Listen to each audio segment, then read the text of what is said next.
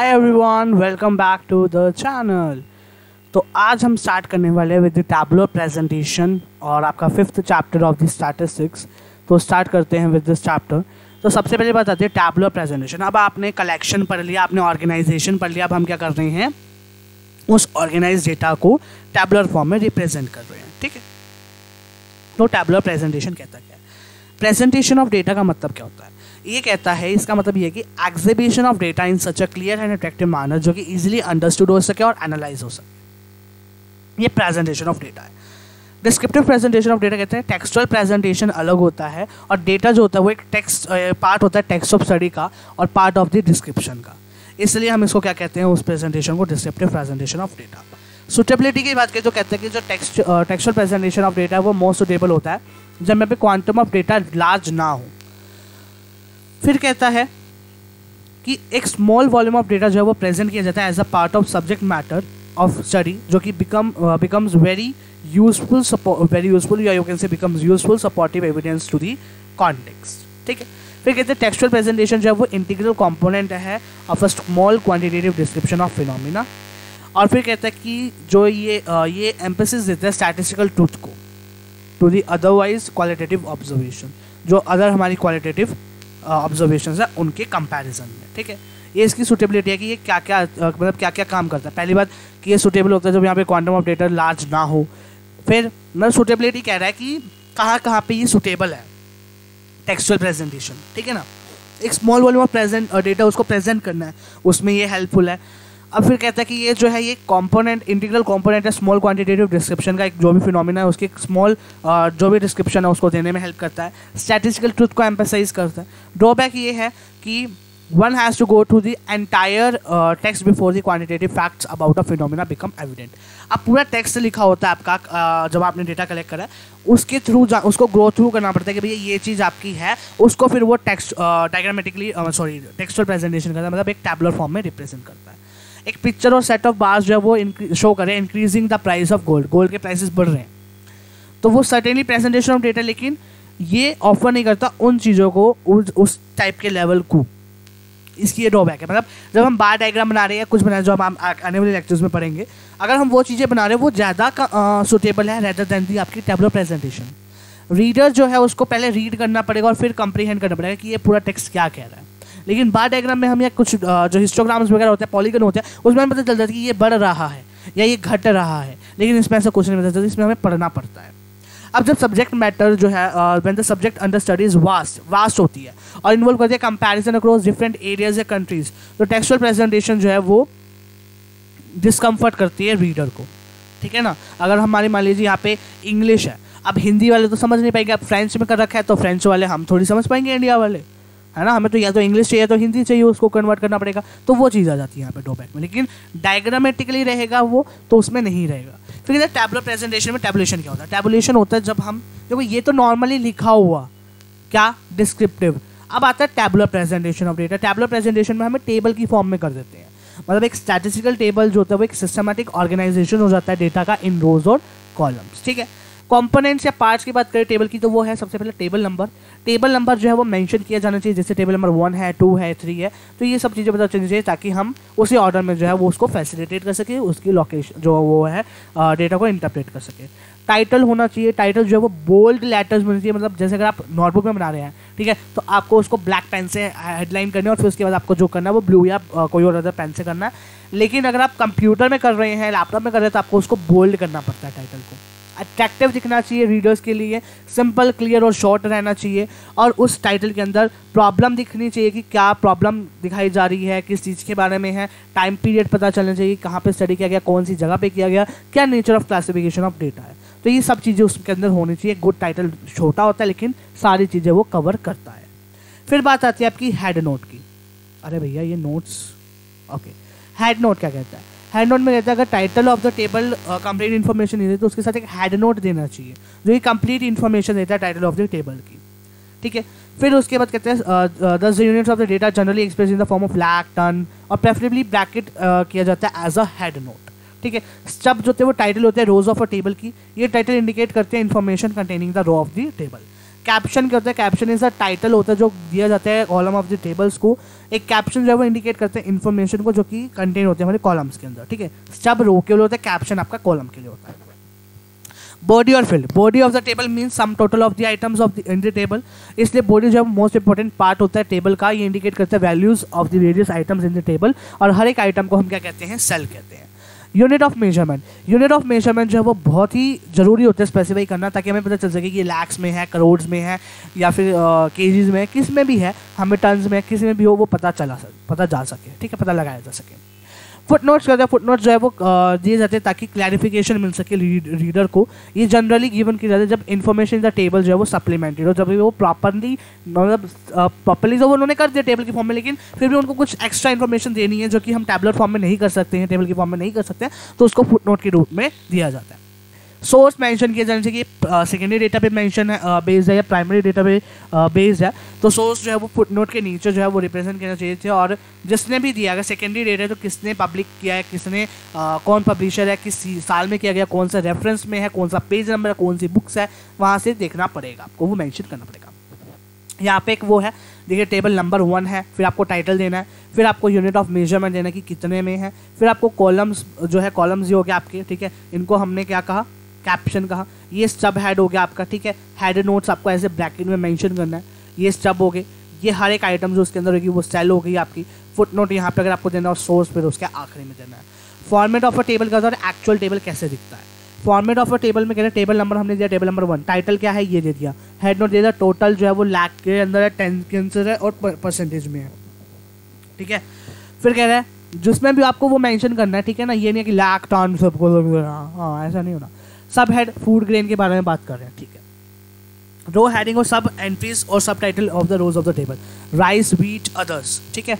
फिर column heading करेगी production, total quantity, percentage और food grain production. Body of the title item in the cells, जो भी होंगे वो डेटा आपको आपको ऐसे रिप्रेजेंट करना है, ठीक है। Footnote in others all the remaining food grain जो है वो इंक्लूड किए गए हैं। सोर्स इकोनॉमिक सर्वे किया गया 2019-20 के अंदर, वो है। अब आ जाती है guidelines for the construction of a table, या you can say features of a table. इसमें कहता है कि वो डिपेंड करता है कंस्ट्रक्शन किस बारे में हम स्टडी कर रहे हैं, और उसके बारे में भी डिपेंड करता है कि कितनी विजडम है स्टैटिस्टिशियन की। यहाँ पे कोई फास्ट एंड हार्ड रूल्स नहीं है टेबल को ड्रॉ करने के लिए, हाउएवर कुछ इंपॉर्टेंट गाइडलाइंस जो है वो दी गई हैं, ठीक है, और इनको हमें अपने माइंड के अंदर रखना है। चलिए फिर आगे कहता है सबसे पहला क्या है गाइडलाइन? सबसे पहले कंपैटिबल टाइटल होना चाहिए, कंपैरिजन अवेलेबल हो। देखो मैं इसको ना मेन पॉइंट्स बता रहा हूँ क्योंकि आपको अंदर का रीड करना पड़ेगा, वही मेन, देखो सबसे मेन चीज़ होती है, आपको मेन हेडिंग पता होनी चाहिए, उसके अंदर का आप खुद भी लिख सकते हो, ठीक है।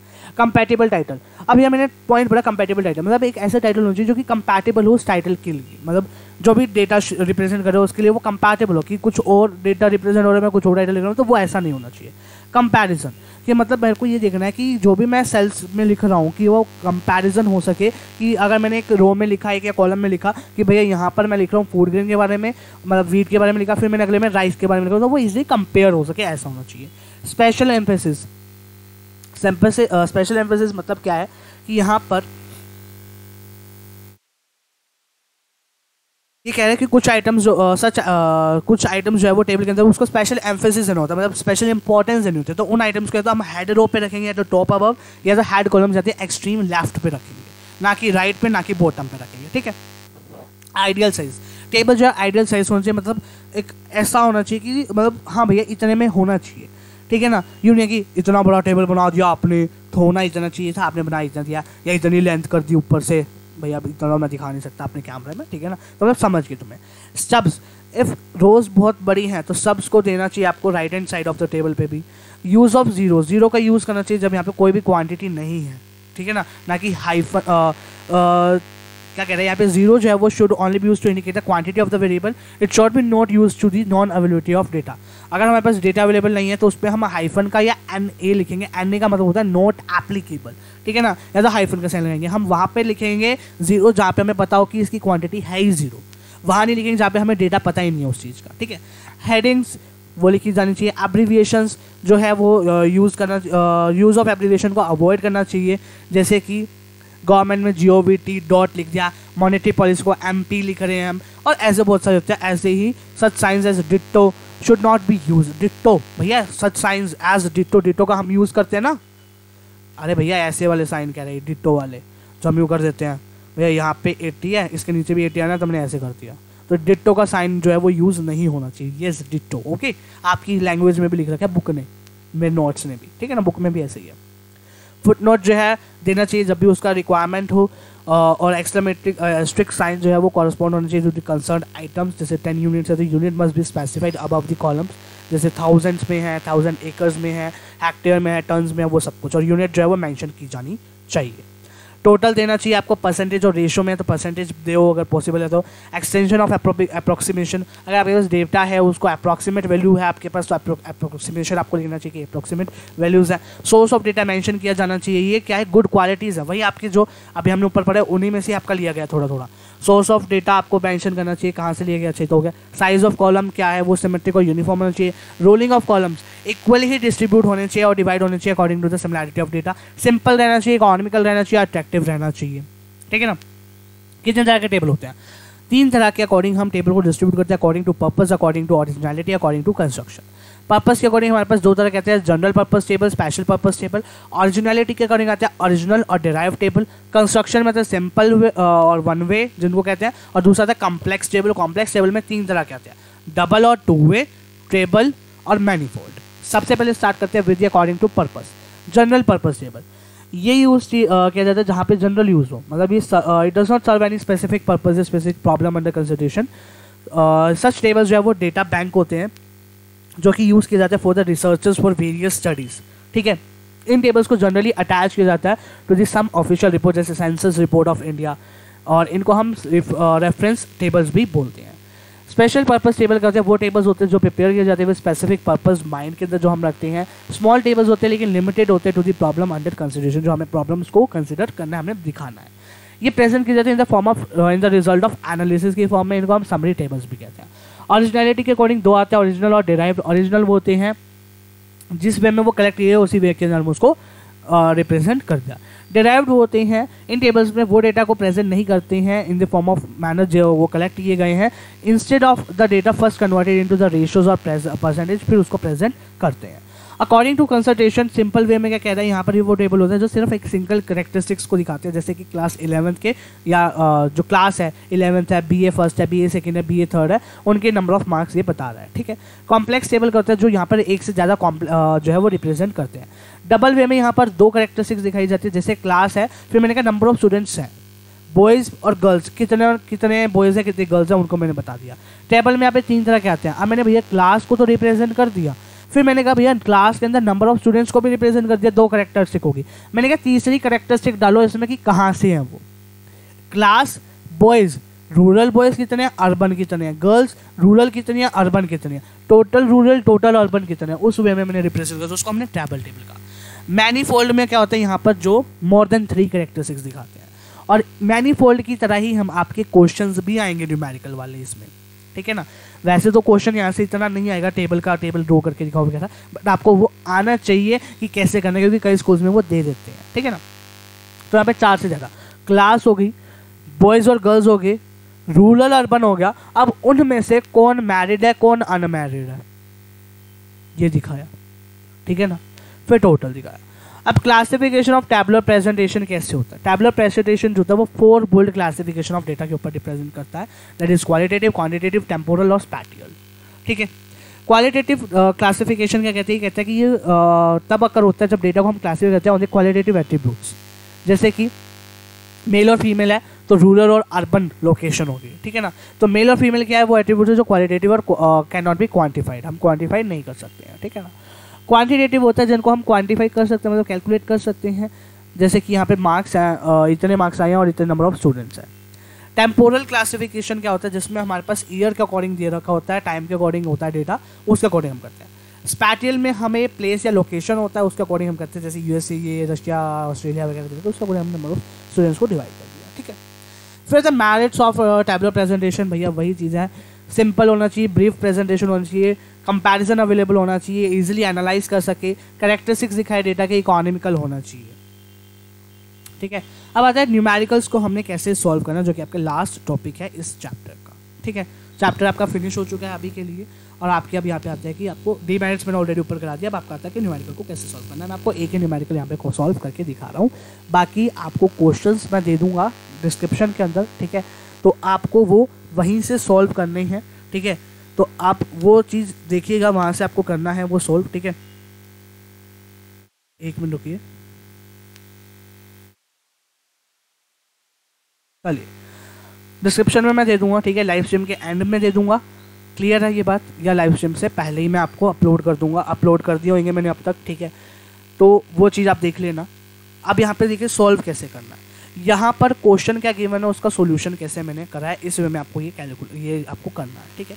जिनका नहीं आएगा मैं उसमें सॉल्यूशंस भी डाल, देखो उसमें ना क्वेश्चन के साथ साथ आंसर भी होंगे, इंक्लूडिंग दिस क्वेश्चन। वहाँ पे क्वेश्चन के साथ आंसर्स भी होंगे, तो आप वहाँ से देख लेना कैसे आपको आंसर करना है, लेकिन पहले आपको क्वेश्चन खुद सॉल्व करना है, ठीक है। यहाँ पे कहते हैं क्लास 12th के अंदर यहाँ पर 120 स्टूडेंट्स हैं, जिसमें से 70 बॉयज़ हैं, और आउट ऑफ 70 बॉयज़ 30 बिलोंग करते हैं टू दी साइंस स्ट्रीम और 25 आर्ट स्ट्रीम के, और 10 गर्ल्स है साइंस स्ट्रीम के अंदर और 35 है कॉमर्स के अंदर। Present these facts in the table. मैंने कहा मेरे को ये क्वेश्चन पढ़ने से पता चल रहा है यहाँ पर एक बात हो रही है स्ट्रीम की, एक बात हो रही है आपके बॉयज़ और गर्ल्स की, ठीक है। ये बात हो रही है, दो बातें हो रही है। तो मैंने सबसे पहले ऊपर हेडिंग डाली मेन स्ट्रीम और नंबर ऑफ स्टूडेंट्स, और फिर टोटल तो आपको डालना ही डालना है। स्ट्रीम में पहले अब यहाँ पे नंबर ऑफ स्टूडेंट्स थे, बॉयज़ भी थे और गर्ल्स भी थे, तो मैंने नंबर ऑफ स्टूडेंट्स के नीचे बॉयज़ और गर्ल्स की 2 सब हेडिंग डाल दी। अब स्ट्रीम में मेरे को पता है साइंस के बच्चे हैं, कॉमर्स के और आर्ट्स की बात की गई, तो मैंने तीनों स्ट्रीम्स डाल दी यहाँ पर। अब यहाँ पर मैंने देखा कि यहाँ पर क्या कह रहा है, ध्यान से देखना। मैं वहीं पे अपने रेड पेन से डेटा लिखूंगा और आपको सोल्व करके दिखाऊंगा कि ये पूरा डेटा यहाँ पर कैसे रिप्रेजेंट करना है।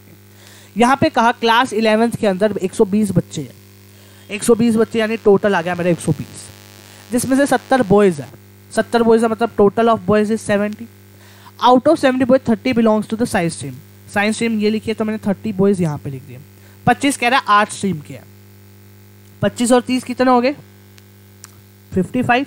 70 में से 55 गए, और जो मैंने कैलकुलेट करा है वो आया मेरा 15 यहाँ पे, ठीक है। वो मैं ग्रीन पेन से लिख रहा हूँ यहाँ पे, ठीक है। मैंने जो कैलकुलेट करा, गिवन डेटा को मैंने रेड से करा है और कैलकुलेटेड को मैंने ग्रीन पेन से यहाँ पे डिनोट करा। अब मेरी कहाँ तक होगी, यहाँ तक कंप्लीट होगी। फिर कहते हैं 10 गर्ल्स है साइंस स्ट्रीम के अंदर, 10 गर्ल्स थी मेरी भैया साइंस स्ट्रीम के अंदर, और 35 गर्ल्स थी कॉमर्स स्ट्रीम के अंदर, 35 गर्ल्स थी मेरी कॉमर्स स्ट्रीम के अंदर। अब देखो कैलकुलेशन का बवाल, 120 में से 70 बॉयज़ थे, तो 50 कितने आ गए मेरे, गर्ल्स आ गई। 50 में से अब ये 10 और 35 45, यानी 5 मेरी गर्ल्स किस में है, आर्ट्स में, तो 5 मेरा आर्ट्स आ गया। अब यहाँ पर देखो टोटल करना था, टोटल बॉयज़ और गर्ल्स मेरी साइंस में कितनी है, इनको मैंने ऐड करा 30 10 40 आया। 15 प्लस 35 करा मैंने 50 आया। 25 प्लस 5 करा मेरा 30 आया। इस समय में आपको ये करना है, पहले जो डेटा आपको गिवन है उसको रिप्रेजेंट करो और फिर उसके बाद कैलकुलेशंस करना है। कैलकुलेशंस पहले करने मत लग जाना, ये बात को याद रखना। कैलकुलेशंस हमेशा बाद में करनी है आपने, क्लियर है ये बात।